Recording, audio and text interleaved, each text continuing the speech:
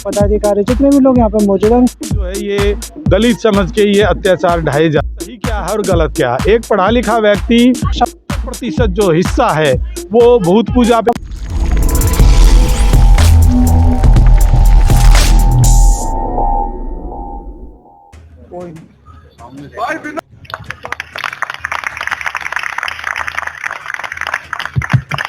नमस्कार, मैं विजय पुनिया, आपका हमारे चैनल पर स्वागत है। मैं खड़ा हूँ तिलक नगर के अंदर। तिलक नगर विधानसभा लगती है और यहाँ पे एक पार्क के अंदर डी ब्लॉक के अंदर आदिवासी वीर सेना के जो राष्ट्रीय और अंतर्राष्ट्रीय जो अध्यक्ष है, जो गुरुजी के नाम से जाने जाते हैं, और जो दिल्ली प्रदेश के जो राष्ट्रीय अध्यक्ष है, पदाधिकारी जितने भी लोग यहाँ पे मौजूद हैं, उन सब ने मिल एक सामाजिक प्रोग्राम किया, जिसमें समाज को, लोगों को एक साथ मिलकर रहने के लिए, जुड़ने के लिए, काम करने के लिए किया, ताकि सब लोग मिलकर रहें।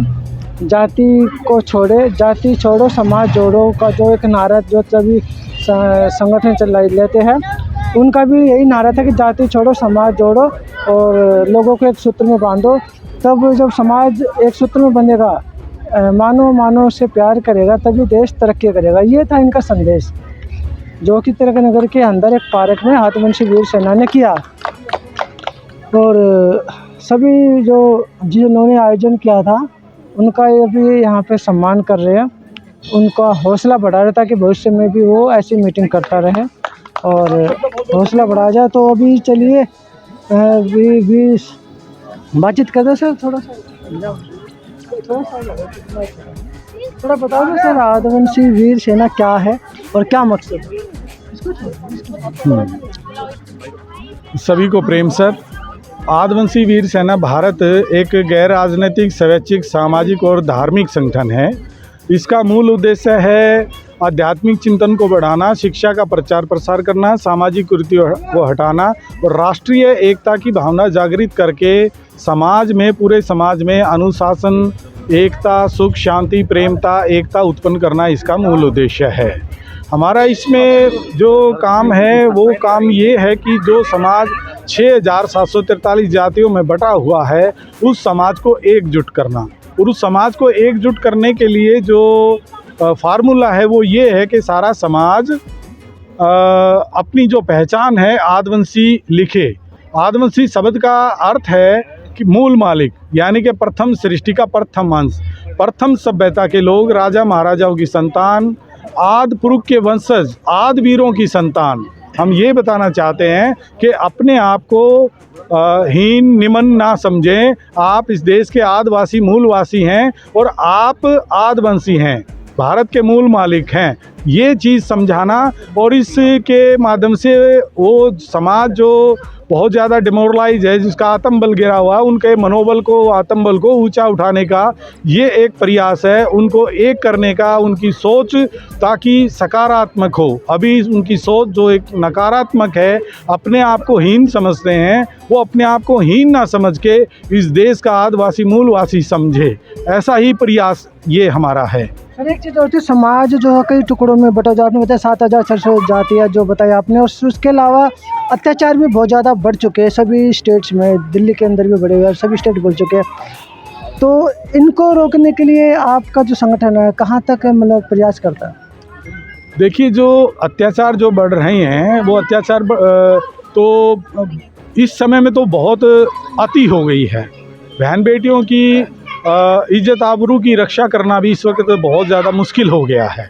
तो ये अत्याचार तो और दिन प्रतिदिन बढ़ते ही जा रहे हैं, और ये बढ़ते ही रहेंगे जब तक कि हम लोग एक नहीं होंगे। आमतौर पे कमज़ोर और हीन समझ के जो है, ये दलित समझ के ये अत्याचार ढाए जाते हैं। लेकिन जब समाज एकजुट होगा, एकता की शक्ति बनेगी, तो अत्याचार भी खत्म होंगे। और आदिवासी वीर सेना इसके लिए ज़बरदस्त तरीके से लड़ाई लड़ रही है। सरकारें तो ये कहती है कि रहोगे तो सेफ रहोगे, आप यही हाँ, ये सरकार तो अब कह रही है, लेकिन हम तो इस बात को बहुत पहले से ही कह रहे हैं। ये एक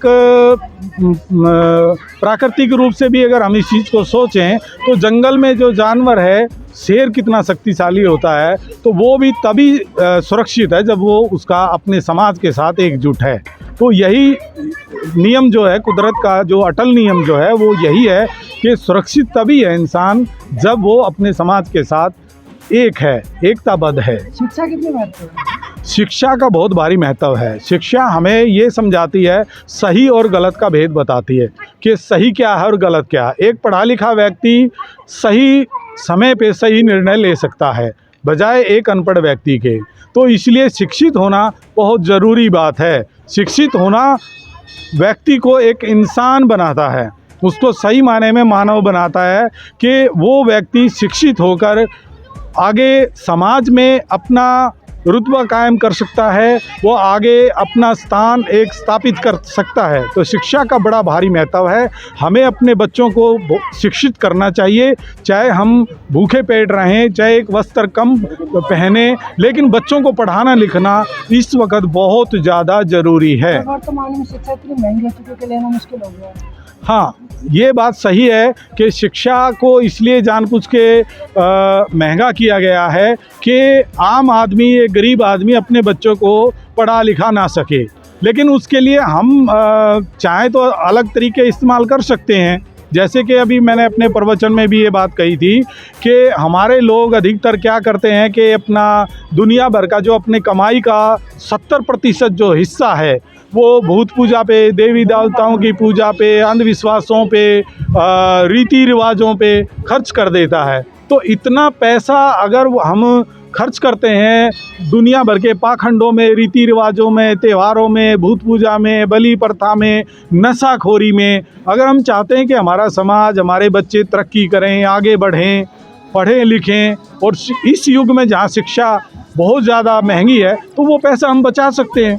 वो पैसा बचा के हम अपने बच्चों को पढ़ा लिखा सकते हैं। ये एक तरीका हम निकाल सकते हैं। सरकार चाहे कितनी बड़ी महंगाई कर ले, कितनी शिक्षा को कितना ही महंगा कर ले, इस तरीके से हम अपने बच्चों को उन पैसों को बचा के पढ़ा लिखा सकते हैं। तो ये थे आदिवासी वीर सेना के राष्ट्रीय और अंतर्राष्ट्रीय अध्यक्ष, जिन्होंने शिक्षा को लेकर भी अपनी बातें रखी है कि शिक्षा अपने बच्चों को कैसे दे सकते हैं, क्योंकि आज के टाइम में जो शिक्षा महंगी हो गई है, तो वो महंगी शिक्षा को भी किस तरह से ले सकते हैं, उनका तरीका भी उन्होंने बता दिया है। और समाज कैसे सुधर सकता है, जाति कैसे ख़त्म हो सकती है, उन सभी मुद्दों पर आदिवासी वीर सेना ने बातचीत किया। तो मैं विजय पुनिया, मुझे दीजिए इजाज़त। धन्यवाद। वीडियो को शेयर कीजिए, लोगों तक पहुँचाएँ और चैनल को सब्सक्राइब जरूर कीजिए।